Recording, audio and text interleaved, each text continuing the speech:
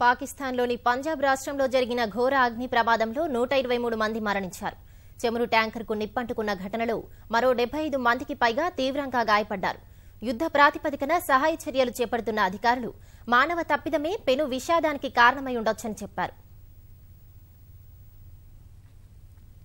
పాకిస్తాన్లోని పంజాబ్ రాష్ట్రంలో జరిగిన ఘోర అగ్ని ప్రమాదం అనేక కుటుంబాల్లో తీరని విషాదం నింపింది. బహావల్పూర్ జిల్లా అహ్మద్పూర్ షర్కియా ప్రాంతంలో అతివేగంగా వెళ్తున్న ఓ చెమురు ట్యాంకర్ అదుపు తప్పి బోల్తా పడింది. ఫలితంగా లీక్ అవుతున్న ఆయిల్ను డబ్బాల్లో పట్టుకునేందుకు కొందరు ఏం జరుగుతుందో చూసేందుకు మరికొందరు స్థానికులు అక్కడ గుమిగూడారు. ఒక్కసారిగా ట్యాంకర్కు నిప్పంటుకోగా పెను విషాదం సంభవించింది. క్షణాల్లోనే వ్యాపించిన మంటల్లో అనేక మంది సజీవ దహనమయ్యారు. మరికొందరు తీవ్రంగా గాయపడ్డారు. సమీపంలో ఉన్న 6 కార్లు, 12 ద్విచక్ర వాహనాలు దగ్ధమయ్యాయి.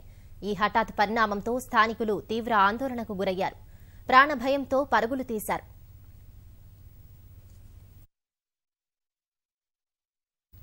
ప్రమాద సమాచారం అందుకున్న అధికారులు హుటాహుటిన సహాయ చర్యలు చేపట్టారు. క్షతగాత్రుల్ని ఆసుపత్రులకు తరలించారు. 2 అగ్నిమాపక శకటాలతో మంటలు ఆర్పారు.